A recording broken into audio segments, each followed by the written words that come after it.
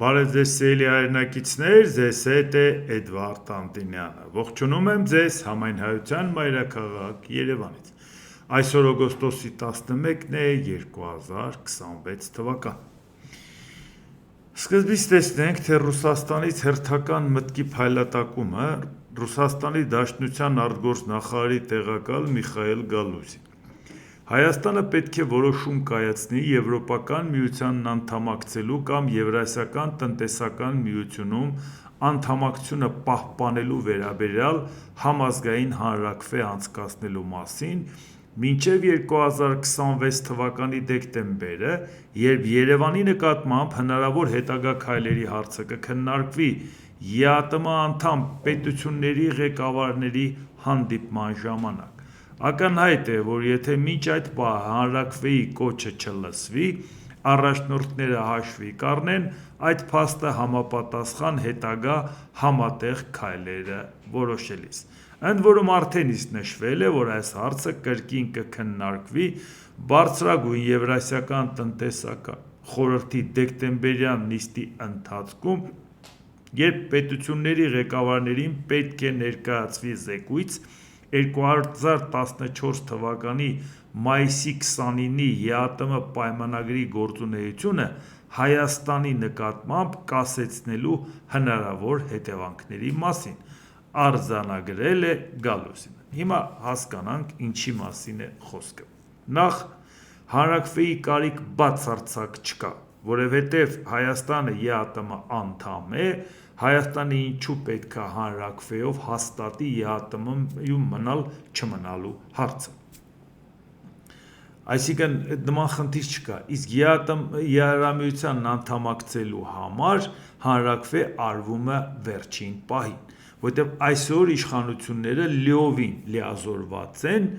դիմում գրել և անդամակցության հայտ ներկայացնել Եվրամիությանը, դրա համար հանրաքվեի կարիք չկա։ Երբ որ կգա պահը, երբ որ կանցնես հերթական փուլերը, որպես ասոցացված անդամ, հետագայում որպես թեկնածու, հետո կսկսեն բանակցությունները որպես անդամ, բանակցությունների մի մասն էլ առաջ կգնա անմիջապես սկզբում չէ, որ կմոտենաս այն ժամանակացույցին, որ 1 կամ 2 տարի է մնացել, որ արդեն անդամակցությունը հաստատվի, դնում ես հանրաքվեի, ժողովուրդը քեզ այդ իրավասությունը տալիս է, որ դու այդ փաստաթղթերը ստորագրես։ Այսինքն այդ փուլին հասել է Մոլդովան, ոնց որ եթե մենք էլ այդ ճանապարհով գնայինք, ԵԱՏՄ չմտնեինք, մենք էլ դրան կհասնեինք։ Այնպես որ ինչքան էլ իրանք համառորեն պնդում են, որ հանրաքվե արեք, որ տեսնենք ժողովուրդը ուզում է մնալ ԵԱՏՄ-ում, թե չէ, իրանք հույս ունեն, որ եթե նման հանրաքվե լինի, իրանք կփորձեն ներքին անկայունություն հրահրել իրանց խորհրդարանական ռուսամետ ուժերին օգտագործել, ամեն ինչ անել, որ ժողովուրդը ասի ԵԱՏՄ-ից դուրս գալ պետք չի։ Մանավանդ այս սանկցիաների պարագայում, որ ասեն այդ տեսեք, Ռուսաստանից պոկվեցինք, ինչքան խնդիրներ ունենք։ Միանշանակ այս պայմանը առաջ քաշելը հակաիրավական պայման է, որովհետև չկա դրա անհրաժեշտությունը։ Ես չեմ խոսում այն մասին, որ Նիկոլ Փաշինյանն ասել է օրակարգում ԵԱՏՄ-ին անդամակցություն չկա, այդ շատ վատ է, որ չկա, բայց նույնիսկ եթե օրակարգում լինի, առաջի քայլի համար հանրաքվե պետք չի։ Իդեպ շատ է լինում թյուրիմացություն, ինձ էլ են գրում, տարբեր մարդիկ էլ են հրապարակային խոսում, բա այն որ ժամանակին ԵԱՏՄ մտանք, հանրաքվե արել ենք, որ հիմա Եվրամիություն մտնելու համար հանրաքվե անենք։ Դա բացարձակ մեկը մեկի հետ կապ չունի, որովհետև այն ժամանակ, երբ որ Հայաստանը հայտ էր ներկայացրել ԵԱՏՄ-ին անդամակցության, օրենսդրական կարգավորումներով նման պահանջ չկար։ Այսինքն այն ժամանակվա թե սահմանադրության, թե հանրաքվեի մասին օրենքով վերպետական կառույցին անդամակցության համար հանրաքվեի խնդիր ուղղակի չկար։ Այսինքն պետք չի ասել, բա մտնելու հանրաքվե արել ենք, որ դուրս գալուս անենք կամ ԵԱՏՄ մտնելուս անենք։ Պարզապես չիմացության հարց է այդ երկուսը, որ մեկը մեկի հետ կապում են։ Հանրաքվե անելու անհրաժեշտությունը չկա եւ վերջ։ Պետք չի համեմատել այն ժամանակվա հետ, որի հետ համեմատությունը ճիշտ չի, որտեղ այդ ժամանակ այդ օրենքը չի եղել։ Միխայել Գալուզին նախընտրական քարոզարշավի ընթացքում Փաշինյանը երբեմն տալիս էր բոլորովին հակառակ եւ խառնաշփոթ հայտարարություններ, ինչպես նշել է փոխնախարարը, Հայաստանի սահմանադրության 205-րդ հոդվածը ենթադրում է, որ վերազգային միջազգային կազմակերպություններին անդամակցելու հարցերով նման հանրաքվեն պետք է նախաձեռնվի հենց Հայաստանի կառավարության կողմից։ Միևնույն ժամանակ շարունակել է նա. Եվրոպական միությանը միանալու գործընթացի սկսման մասին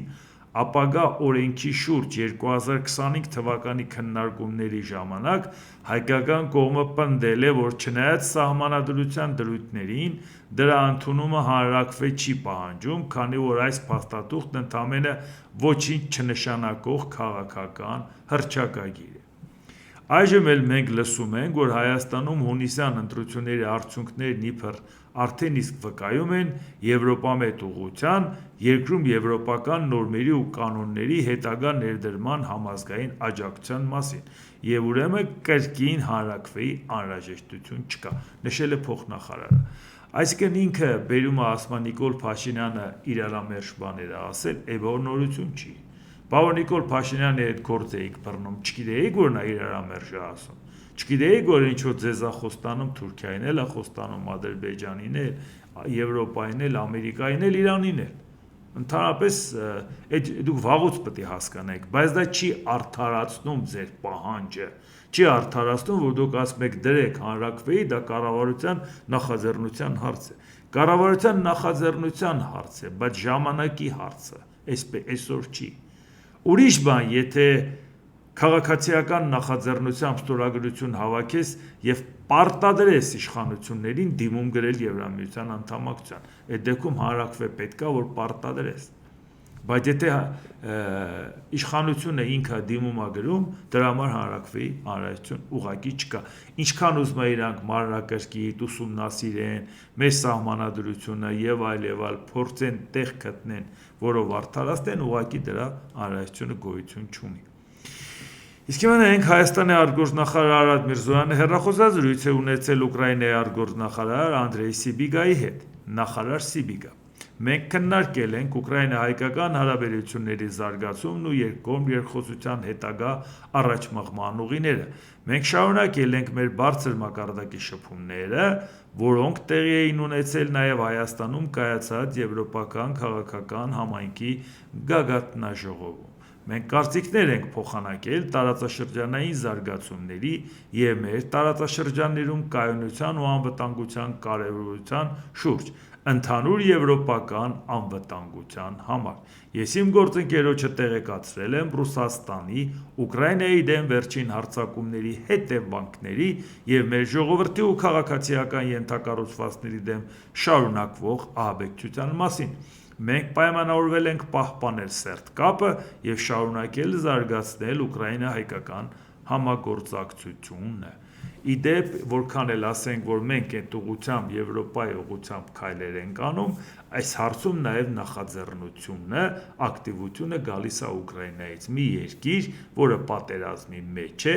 մի երկիր, որը պատերազմի մեջ է Հայաստանի ռազմավարական դաշնակցի դեմ, մի երկիր, որի թիկունքին կանգնած է հավաքական արևմուտքը, բայց նա չի համարում, որ Հայաստան, դու փոքր պետություն ես, քանի որ դու Ռուսաստանի հետ ես, ուրեմն մեր թշնամին ես։ Այսինքն դուք տեսնում եք այդ վերաբերմունքը Հայաստանի նկատմամբ, այն դեպքում, երբ որ Ուկրաինան ՎՕԱՄ-ի անդամ է, Վրաստան, Ուկրաինա, Ադրբեջան, Մոլդովա, այսինքն մեր գործընկերը չի, Ադրբեջանի գործընկերն է։ Այն դեպքում, երբ որ ինքը պատերազմում է Ռուսաստանի հետ, եւ Հայաստանը դիտարկվում է որպես նրա դաշնակից։ Այսինքն այս քայլերը մենք պետքա գրագետ ձևով օգտագործենք, հույս ունենք, որ Անդրեյ Սիբիգան բացատրել է Արադ Միրզոյանին, որ կարծում եք Ռուսաստանը շատ ուժեղ է, դա այդքան էլ այդպես չի, հավատացեք, իրանք են այդ ուժեղ Ռուսաստանի հետ կռվում արդեն 5-րդ տարին եւ ոնց որ պետքա տեղն են դնում եւ կարգի են հրավիրում Ռուսաստանին։ Այսինքն այս ընթացքում Հայաստանի համար պարբերաբար խոսել ենք այն մասին, որ նաեւ մեր կարգի պետության նկատմամբ վերաբերմունքը չափում են, թե ինչպիսին է վերաբերմունքը ուկրաինական պատերազմի նկատմամբ։ Դու օկուպանտ Ռուսաստանի կողմից ես, թե դու հավաքական արևմուտքի կողմից պաշտպանվող Ուկրաինայի կողմից ես։ Ուկրաինայի նկատմամբ քո վերաբերմունքը, պատերազմի նկատմամբ քո վերաբերմունքը հենց վերաբերմունք է քո պետության նկատմամբ։ Վաղը դու չես կարող ասել, ես պաշտպանում եմ օկուպանտ Ռուսաստանին, բայց այս Ադրբեջանն էլ մտել է մեր տարածք, օկուպացրել է ՄԱԿ-ի կողմից ճանաչված պետությունը։ Ասեք դուրս գա, պետք է ասեն մենք մեր երեխաների բերանից կտրենք, զենք առնենք, ուղարկենք Ուկրաինա, որ օկուպանտին պատժեն։ Դու օկուպանտի դաշնակիցը լինես, մի հատ էլ մեզ ասես, որ բերեք Ադրբեջանի հարցերը լուծենք ձեզ համար։ Այսինքն Ուկրաինայի հետ հարաբերությունները շատ կարևոր է, դա միայն երկկողմանի հարաբերություն չի, որտեղ այն դերակատարությունը նաև Ուկրաինան ունի անվտանգային առումով, եվրոպական անվտանգային առումով, որովհետև դուք տեսնում եք Դոնալդ Թրամփը անընդհատ ճնշում, ասում է ՆԱՏՕ-ի երկրները թող համախառն ներքին արդյունքի միջև 5%-ը ծախսեն, ինչու պետք է ես պահեմ Եվրոպային, այն դեպքում, երբ որ հենց Եվրոպայի անվտանգության համար է ՆԱՏՕ-ն ստեղծված, բայց այդքանից բացի անընդհատ ասում, բայց այդ բազաներն ինչի համար է, առավել ևս դուք ինձ չաջակցեցիք Իրանի հետ կապված հարցում, այսինքն այս դժգոհությունների պարագայում Եվրոպան մտածում է իր անվտանգային խնդիրը լուծելու։ Եթե ՆԱՏՕ-ից դուրս չգալով իհարկե, որտեղ շատ վատ կլինի, որ Ամերիկայի հետ հարաբերությունները այդ աշճանի վատանա, բայց եւ միևնույն ժամանակ դա ավելի ճկուն եվրոպական անվտանգության համակարգ օգտագործել տարբեր երկրներ իրենց նախաձեռնությամբ միանան, որոնք ՆԱՏՕ-ի անդամ չեն, եւ այս պարագայում այս կարգի մոտեցումով կարող է Հայաստանը նաև ճկուն ձևով լուծել իր անվտանգային հարցը, իսկ այդ հարցում լուրջ դերակատարություն կարող է ունենալ Ուկրաինան։ Երբ որ ժամանակին ասում է, այս տարածաշրջանում Ռուսաստանին դուրս մղելուց հետո Ուկրաինան կարող է ունենալ դերակատարություն, որպես տարածաշրջանի ազդեցություն ունեցող պետություն, քաղաքական առումով գուցե մեր բարեկամ Ֆրանսիան, բայց ռազմական առումով Ուկրաինան այդ ժամանակ դեռ ռուսական զորքերը Կիևի մատույցներում էին, ինձ էլ մտածում էին, թե այս այլմոլորակայինն էս ինչ ասում։ Դու ընդհանրապես տեղյակ ես ինչա կատարում, հեսա Ուկրաինան այս օրեկուց վերանալու է։ Չվերացավ ժողովուրդ ջան, ու դուք պահը բաց թողեցիք ճիշտ գնահատելու այն իրավիճակը, որտեղ մենք կարող ենք ընդառաջ քայլեր անել։ Շնորհակալ պետք է լինենք, որ այդքանից հետո լայրանք են ընդառաջ քայլեր անում եւ բացատրում, որ ժողովուրդ ջան, դուք չեք տիրապետում իրական իրավիճակին։ Եվ ինչի, որովհետեւ Հայաստանը ձևական է գնում դեպի Եվրոպա, իրական քայլեր չի անում դեպի Եվրոպա։ Գալուզին էլ հենց գիտի Նիկոլ Փաշինյանը գնում է, մի բան էլ իրանք հուզվել են, չի գնում, չեք տեսնում, որ չի գնում։ Այո, ոչ միայն ձեզ է ասել, որ չի գնում։ Երեկվա քվեարկությունը ձեզ ցույց չտվեց, որ ինչա, այդ էլ դրանից էլ չհասկացաք, որ ուժեղ Հայաստանը ընտրեց եվրոպական ինտեգրման հարցերի մշտական հանձնաժողովը։ Ամբողջ համացանցը ողողված է։ Նույնիսկ Նիկոլ Փաշինյանին կատաղի պաշտպանողները անգամ նրանք էին ասում, այս ինչ կատարվեց։ Բա որ պաշտպանում եք, չգիտեիք, որ տենց բան պետք է կատարվեր։ Նոր իմացաք այդ ինչ էր անում։ Բայց այդ ամեն ինչը դա էինք բացատրում, որ Նիկոլ Փաշինյանին նույնիսկ պետք չի արևմտամետ որևէ ուժ լինի խորհրդանում, նույնիսկ իր արբանյակ, որովհետև վաղը այդ ուժերը պետք է խորհրդանում խոսեն այն մասին, որ բերեք Հայաստանի ապագան Եվրոպա, իսկ իրային չի ներպետք, որ դա լինի։ Իրային չի ներպետք, որ մեր նման մարդիկ լինեն խորհրդանում եւ Եվրոինտեգրման հանձնաժողովը մենք ղեկավարեինք, բայց այդ դեպքում ո՞նց էին պատկերացնում, որ մենք չէինք դնելու տեղը, ասենք այս քայլերը չեք անում, ձևական խաղեր եք տալի, թե իբր թե արևմուտք եք գնում։ Իհարկե իրանց համար իդեալական տարբերակ էր, որ ուժեղ Հայաստանը լինի եվրոպական ինտեգրման հարցերի մշտական հանձնաժողովի նախագահը իրանցից լինի, որովհետև հիմա գիտեք, այս ինչ որ հիմա արեցին, այնքան անլուրջ է, որովհետև դժվարանում եմ էլի լուրջ ձևով բացատրեմ, թե ի վերջո ինչ արեցին, դրա համար ձեզ հիշացնեմ մի 55 տարի առաջվա անեկդոտ, կոնկրետ ամիսն ու օրը չեմ կարող ասել, ուղղակի տարին ասեմ 55 տարի առաջվա, որ մեկը գնացքում բանանի վրա աղանում ու պատուհանից շպրտում։ Այդ ժամանակ էլ բանանի դիֆիցիտ ժամանակ այն կողքի ուղևորն ասում, «Այս ինչ ես անում, այդ բանանն ինչ ես պատուհանից շպրտում»։ Ասում, «Բա ինձ պետք է աղի բանանը»։ Այո ժողովուրդ ջան, 55 տարի առաջ ԿՊ-ից շատ падգամավորներ դեռ ծնված չէին ու դրա համար իրանք առանց պատկերացնելու եւ իմիջած ասեմ անեկդոտները սովորաբար դասակարգվում է ասենք խուժան անեկդոտ ասենք տափակ անեկդոտ դա տափակ անեկդոտների շարքից էր էլի բայց ում մտքով կանցներ որ այդ տափակ անեկդոտը քաղաքացիական պայմանագիր կուսակցությունը կյանքի կկոչի կդարձնի իրականություն հիմա ասում են բա եվրոինտեգրացիայի ուղղությամբ ինչու գործուն քայլեր չեք անում ասում եմ եւ ոնց գործուն քայլեր անենք եթե դրա հանձնաժողովի նախագահ կաշառքով անցած ռուսամետ падգամավորը ասում եմ բավոր տենց էր ինչի դուք չվերցրեցիք այդ հանձնաժողովը մեր ինչին է պետք է հանձնաժողովը եթե նրա ղեկավարը կաշառքով ընտրված ռուսամետ падգամավորը այո ժողովուրդ ջան այս մակարդակն է այս անեկդոտը բերեցին մեր գլխին որպես իրականություն իհարկե դե իրանք net չի որ մենակ անեկդոտն իրականություն դարձնում այն էլ տափակ նրանք հեքիաթը կարող են ուժն են որ կարող են հեքիաթը դարձնեն իրականություն հիմա այսօր որևէ մեկը մտածում է որ ասենք ենթադրենք Քաջնազարը դա այն ժամանակ ասում են լավ է ինչ հեքիաթ եք պատմում ոնց կարա իրականության մեջ Քաջնազարը գար իշխանության ոնց սենց ժողովուրդ չգիտեք ոնց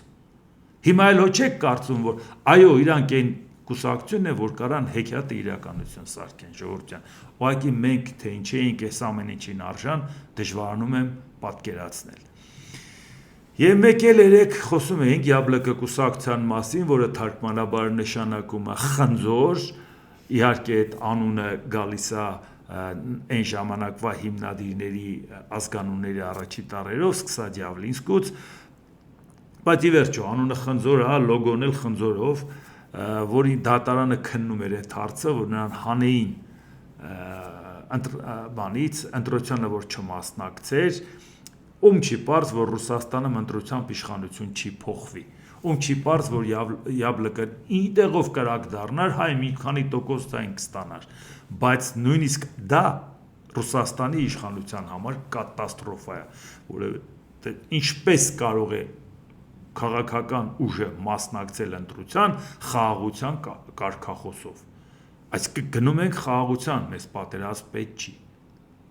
Ոնց կա, այսինքն բոլոր կուսակցությունները ովքեր մասնակցում են, բոլորը կողմ են պատերազմի Ինչ տարաձայնություններ ունենան գաղափարական, չնայած Պուտինի երկրում ինչ գաղափարական տարաձայնություն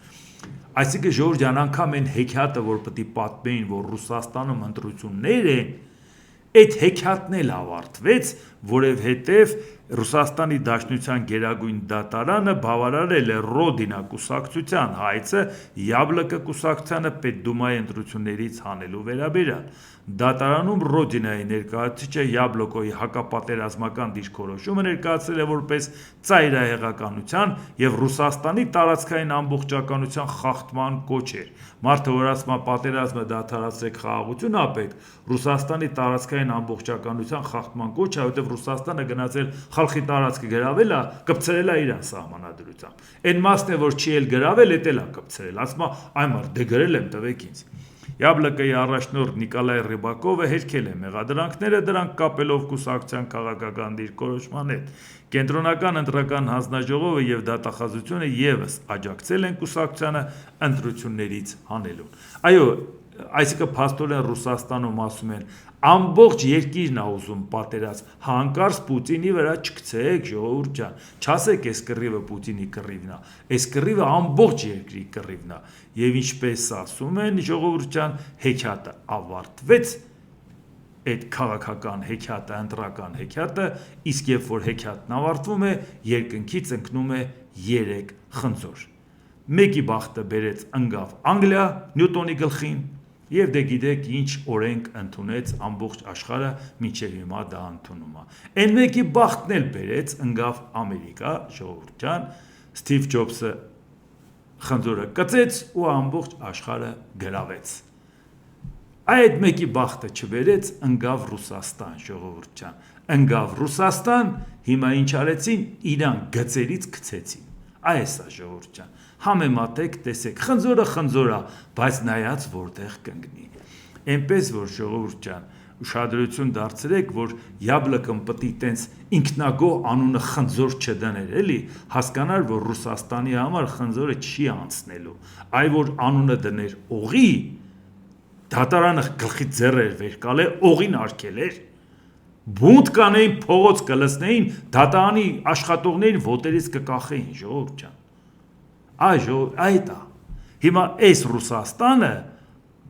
ինչպես տեսակ Գալուզինի լացուկոցի դեռ ուզում է, որ Հայաստանը իրանց ազդեցությունից դուրս չգա, ժողովուրդ ջան, իդեպ արդեն սրանք էլ են այնքան անլուրջ, որ արդեն դժվարանում եմ լուրջ մեկնաբանեմ սրանց ասածները, էլի չգիտեմ։ Ուկրաինայի նախագահ Վոլոդիմիր Զելենսկի այսօր մեր Ուկրաինայի զինված ուժերը հասան եւս մեկ նվաճման, հարված է հասցվել եւս մեկ ռուսական նավթավերամշակման գործարանի եւ այն է զգալի հեռավորության վրա, ավելի քան 2500 կիլոմետր, եւ սա Տոբոլսկում էր, Սիբիր։ Այժմ այս տարածաշրջանը նույնպես հասանելի է մեր խորը հարվածների համար, 2500 կիլոմետրը դա շատ լուրջ թիվ է։ Սա շատ նշանակալի նվաճում է ուկրաինացի զինվորների համար, կլինեն ավելի շատ ուկրաինական խորը հարվածներ, որոնք պետք է ցույց տան Ռուսաստանին եւ ռուս ժողովրդին, որ խաղաղությունը կարեւոր է։ Մենք ունենք Ռուսաստանում ներքին հարցումների տվյալներ, որոնք ցույց են տալիս, որ այնտեղ այն մարդկանց թիվը, ովքեր կցանկանային տեսնել պատերազմի ավարտը, արդեն աճում է, եւ սա պետք է լինի ավելի շոշափելի, որպեսզի Պուտինը եւ նրա վարչակազմը, նրա դաշնային ծառայության գործակալները եւ ագրեսոր պետության մյուս բոլոր անդամները հասկանան, որ խաղաղությունից բացի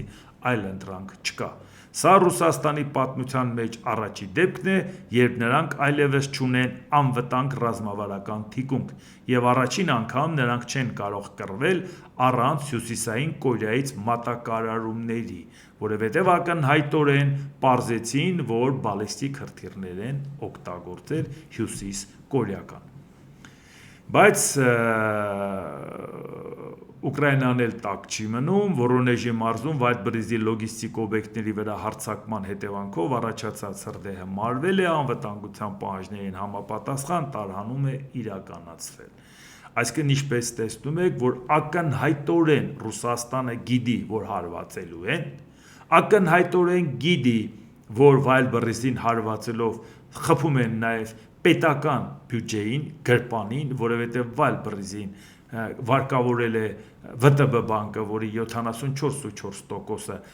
պետական մասնաբաժինն է եւ հասկանում եք ինչի մեջ են ներքաշել, Վայլդբրիզը եթե փոխհատուցում տա ինքնա պրոբլեմ ունենում, եթե փոխհատուցում չտա իր հետ են պրոբլեմ ունենում, այդ ընկերությունները, որի արդյունքում ինքը այլևս իր գործունեությունը նորմալ շարունակել չի կարող, բայց այդ վարկերի հարցը ով է լուծելու։ Նույնիսկ այս պարագայում, որ պետական միջոցներ են դրված, անգամ այս պարագայում գիտեն, որ նպատակային հերթով խփում են, ինչու չեն կարողանում պահել։ Եվ այս մարդիկ, ովքեր չեն կարողանում դա պահել, մարդկանց համոզում են, որ եթե մենք մեզ խելոք պահենք, իրանք մեզ կպաշտպանեն Ադրբեջանից։ Ադրբեջանցին, որ կրակի 10 կիլոմետրից կամ 5 կիլոմետրից է կրակելու, դուք կարողանալու եք այդ հրթիռը խփեք։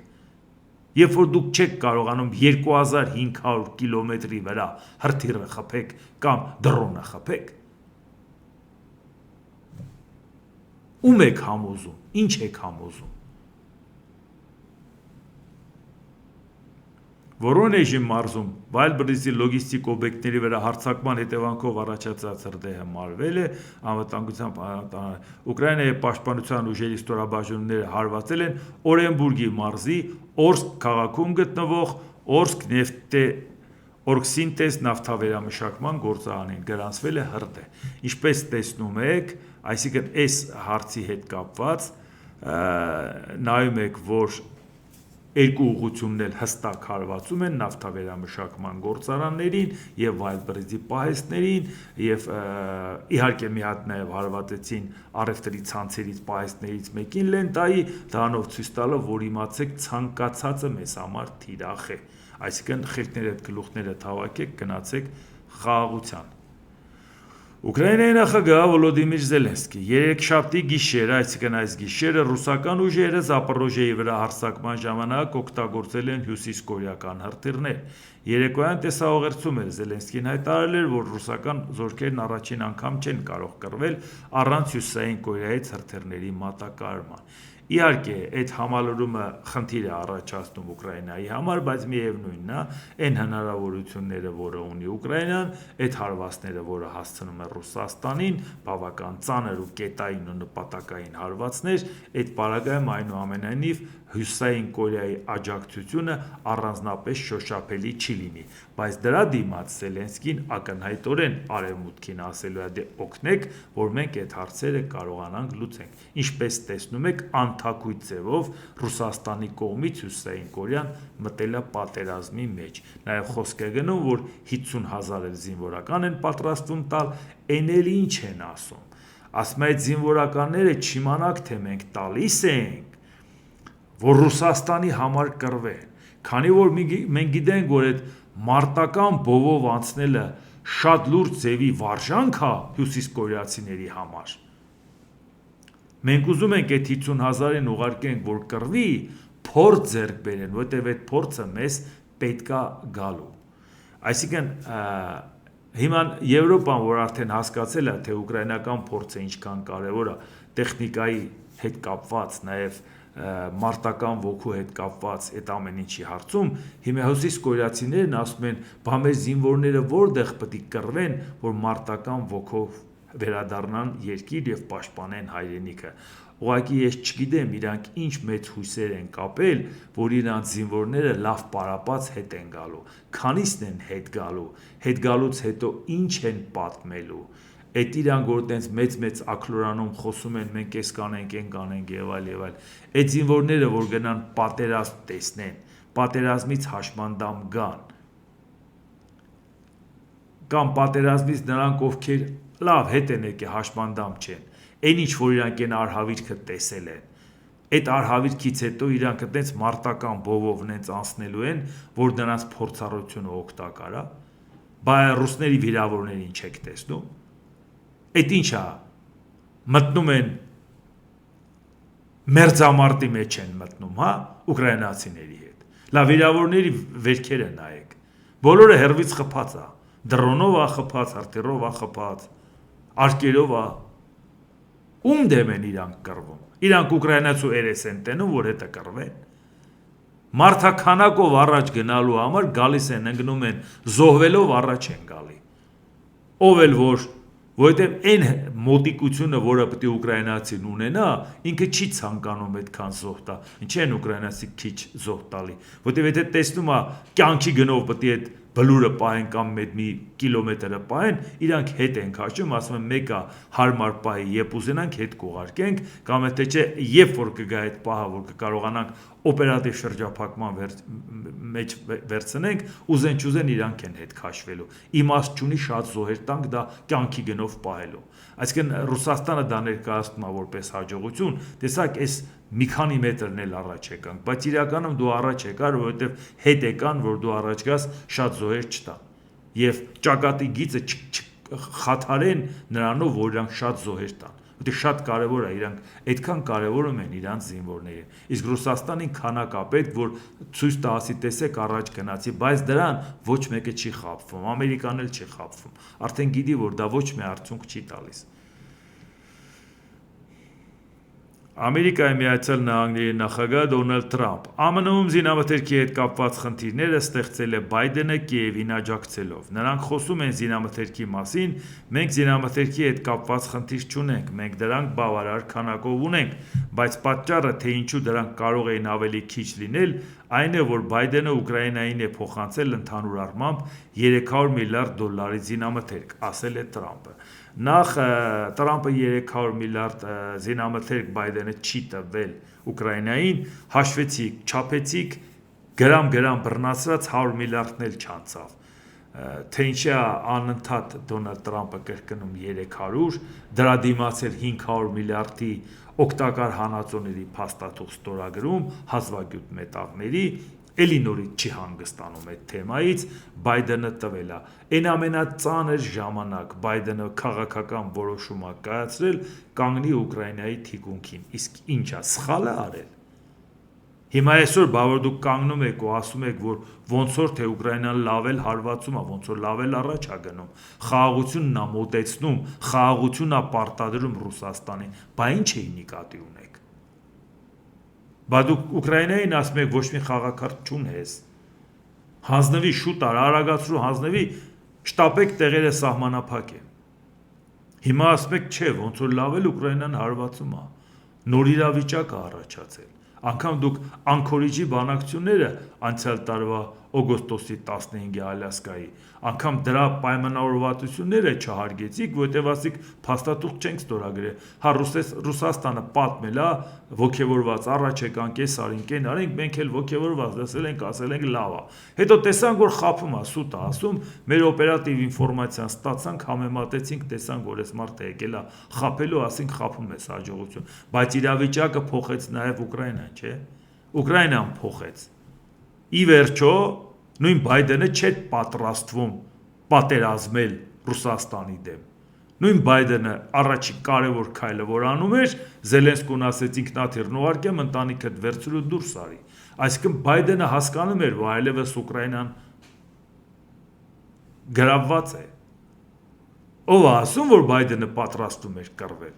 Դուք չտեսաք, որ այս պատերազմը ցույց տվեց, որ Ամերիկան էլ էր անպատրաստ, Եվրոպան էլ էր անպատրաստ։ 5-րդ տարին հազիվ են կարողանում կազմակերպվեն, որ Ուկրաինային ավելի արդյունավետ օգնեն։ Ինչի որ Ռուսաստանը կանգնում ասում է ուզում էին վրա հարձակվեին։ Այդ ով է դրան հավատում։ Լուկաշենկոն է մենակ հավատում, Պուտինի ասացին, Պուտինն էլ Լուկաշենկոյի ասացին է հավատում, ուրիշ երրորդ մարդ գիտեք, որը հավատում է։ 5-րդ տարին է կռվում են, այսօր չեն կարողանում Ուկրաինային պահեն, հազիվ է առաջ գնում։ Այդ ում վրա էին հարձակվել, Ռուսաստանի։ Այսինքն նպատակը իմաստը հարձակվող երկիրը հարձակվելու պատրաստ պետք է չլներ։ Իրանք պատրաստ են։ 5 տարի է անցել դեռ պատրաստ չեն։ Ամեն անգամ, ամեն օր կամաց ավելացնում են։ Գումարի հարցը փորձեցին լուծել, սառեցված գումարներով տանես անեն, ուրիշ տեղից գումար ճարել, բյուջեից տան։ Այս ամեն ինչը ամեն օրը մեր աչքի առաջ է եղել։ Այո, Ամերիկայի Միացյալ Նահանգների նախագահ Ջո Բայդենը չէր պատրաստվում Ուկրաինայի համար պատերազմել։ Բայց երբ որ Վոլոդիմիր Զելենսկին կանգնեց, ասեց ես տաքսի չեմ պատվիրել, մնում եմ ու կռվում ենք, դա իրավիճակ փոխեց թե Եվրոպայի համար, թե Ամերիկայի համար։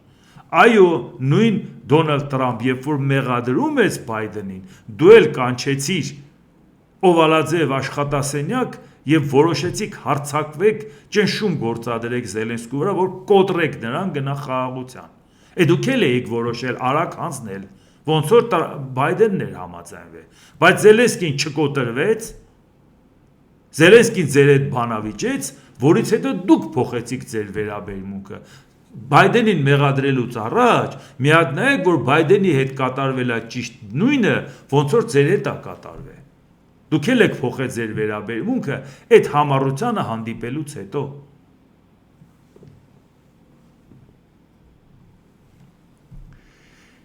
Իտալիայի վարչապետ Ջորջո Մելոնին եւ Դանիայի վարչապետ Մեթե Ֆրեդերիկսենը հրապարակել են համատեղ փաստաթուղթ, կոչ անելով խստացնել միգրացիոն վերահսկողությունը։ Մենք չենք ընդունում դեպի Եվրոպա անվերահսկելի ներգաղթը եւ վարում ենք միգրացիոն խիստ քաղաքականություն։ Ոչ ոք չի կարող հերքել անօրինական ներգաղթի բացասական ազդեցությունը մեր հասարակության վրա։ Այն է հանցավորության մակարդակի աճը, հանրային ծառայությունների վրա ծանրաբեռնվածության մեծացումը եւ հանրային վստահության խարխլումը, ասված է հայտարարության մեջ։ Այն որ ներգաղթյալների ձեռը կրակն է Եվրոպան իր չափից ավելի լիբերալիզմով, այն որ արդեն նույնիսկ դժգոհեցնում են տիտղոսային ազգերին իրանց երկրների, այդ նորություն չի։ Հիմա էս որ ուզեցան սարքեն Եվրոպայի գլխին, որ մտան Իսպանիայի տարածք, որ տեսեք Եվրոպան կխառնվի իրար, գլուխը կկորցնի, այլևս չի կարողանա օգնի Ուկրաինային, ընդհակառակը Եվրոպան ասեց լավ, հազիվ առիթ էր ուզում էինք այս միգրանտների դեմն առնենք, խստացնենք, ձևը չէին գտնում։ Հիմա ասին վայ ձեր արևը ապրի։ Փաստորեն եթե մենք չխստացնենք, սրանք գալու են լցվեն նաև մեր երկիր։ Սեուտան եթե հյուսիսային Աֆրիկայում է, հա բայց Իսպանիայի տարածք է, Շենգենի տարածք է։ Եթե մենք դրա դեմը չառնենք, նրանք այդտեղի ցանկացած երկիր կարող էին գնալ։ Եվ սա վերաբերում է ոչ միայն Սեուտային, այսինքն մենք այդ խստությունը պետք է մտցնենք բոլոր տեղերում։ Ինչքան մարդ կա, որ Եվրոպայում դժգոհ է, այն վերաբերմունքից, որ ասում է ես գալիս են մեր տեղը ապրում են, մեր տեղն աշխատում են, մեր հացն ուտում են, առողջապահական ու սոցիալական երաշխիքներից օգտվում են, այո, շատ մեծ դժգոհություն կա։ Եվ այնպես չի, որ դա օբյեկտիվ դժգոհություն չի։ Եվ վերջին ընտրություններն էլ նաև ցույց են տալիս, որ ժողովրդի այդ դժգոհությունը կապում է օրվա իշխանության հետ, կառավարության հետ եւ ասում է բերեք փոխենք, կարող է բան փոխվի։ Բայց դրա հարցը գլոբալ առումով լուծել չեն կարողանում եւ չեն լուծել։ Եվ ի դեպ, երբ որ ասենք Եվրոպայի բնակիչներին ասում են, որ ամեն տարի դուք ձեր որակը փոխում եք, ձեր ընտրողի որակը, մի տեսակ ծանր են տանում, որ Հայաստանից մեզ խորհուրդ եք տալի։ Ժողովուրդ ջան, Հայաստանում ենք ապրում, բայց սարի ծայրին չենք ապրում, ոչ էլ Անտարկտիդայի սառույցների վրա։ Եթե կարծում եք, որ Հայաստանը այնպես տեղ է, որտեղից խորհուրդ չի կարելի տալ, ուղղակի հիշացնեմ, որ Լորդ Ուիլյամ Գլադստոնն ասում էր ծառայել Հայաստանին նշանակում է ծառայել քաղաքակրթությանը, իսկ ինքը լորդ էր եւ Միացյալ Նահանգների 4 անգամ վարչապետ դարձած մարդ։ Ներողություն, Մեծ Բրիտանիայի, որ այն ժամանակ ամենամեծ չափերն էր իր գագաթնակետի։ Ուզում եմ ասեմ, անհարմար բան չկա, մենք ձեր խորհուրդն էլ ենք լսում եւ նաեւ կարծիք ենք հայտնում։ Ամեն տարի դուք ասում եք կարևորը կարիերա անենք, կմտածենք երեխա ունենալու մասին կամ սկի պետք էլ չի որ ունենանք։ Ամեն տարի խելացի, գրագետ, փորձառու մարդիկ սերունդ չեն տալիս, չեն բարիհաճում ցածր վարձատրվող աշխատանքում աշխատեն, դրսից գալիս են աշխատանքային միգրանտները, իրանց 7-8-10 երեխաներով ցանկացած դաժան պայմաններին համաձայն են, որ աշխատեն, աշխատավարձն էլ այնքան բարձր չի, որ իրանց կրթության վրա աշխատեն, գիշեր ցերեկ աշխատում են, որ երեխա պահեն, կարճ ժամանակ հետո ամեն տարի այդ երեխաները դառնում են ընտրող, եւ այդ երեխաները ինչ են ընտրում եւ ում են ընտրում։ Դուք ամեն տարի ձեր երկրների մակարդակը բարձանում է, ձեր ընտրողի մակարդակը իջնում է։ Օբյեկտիվորեն չեմ ուզում թերագնահատեմ այն մարդկանց, բայց դուք չեք համեմատի, չէ՞, Մեծ Բրիտանիայի քաղաքացուն, որը խելքը տվել է կարիերային, եւ մեկ էլ Սոմալիից մի հատ սովյալ, որը հազիվ նավի տակը մտած, պահեստավորված եկել է, հասել է, մտել է Մեծ Բրիտանիա եւ հիմա էլ աշխատում է, պատրաստ է ցանկացած աշխատանքի աշխատել, մենակ երեխաներին պահել։ Նա օգտվում է այդ ազատությունից, այդ երկրների եվրոպական, նա օգտվում է այդ բարեկեցությունից, նա օգտվում է այդ ժողովրդավարությունից, բայց ինքը չի կարողանա հասնել այն մակարդակին, որը տիտղոսային բնակչությունն է, բայց ինքը իր քվեարկությամբ տիտղոսային բնակչության համար իշխանություն է ձևավորում, որոնք էլ օրենքներ են ընդունում։ Ամեն անգամ դուք այս սխալի հետ կապված նայեք, մեկ-մեկ էլ ուղղակի մեր խորհուրդներն էլ հետևեք։ Մենք շատ ուշադրությամբ ձեր խորհուրդները լսում ենք։ Դուք ամեն տարի կորցնում եք ձեր վաղը մյուս օրը շուռ եք գալու տեսնեք, այնպիսի օրենքներ են ընդունվելու, որոնք անհարիր են ձեր պետությանը, ոնց որ ստեղծում եք այդ բարեկեցությունը ձեզ համար, բայց դուք դառնում եք ձեր պետությունում տնվոր, որովհետև սերունդ չեք տալիս, ձեր փոխարեն տալիս են ուրիշները, գալիս են գրավում են ձեր երկրի բարեկեցությունից օգտվում են, վաղը մյուս օրը կքվեարկեն, ինչ օրենք ուզեք կընդունեն։ Իրանց օրենքները կբերեն։ Արդեն անցնում է այդ փուլը, որ նրանք ասում են գնանք մտնենք ինչ-որ մի տեղ եւ իրանց խաղի կանոններով ապրենք, ասեն զարմացած կան նայեն ու ասեն վա եկել ենք Փարիզ, այ մարդ Անենց անենք իրանց նմանը լինենք, մեր վրա աշխատենք իրանց նման, չէ իրանք այնքան են շատացել,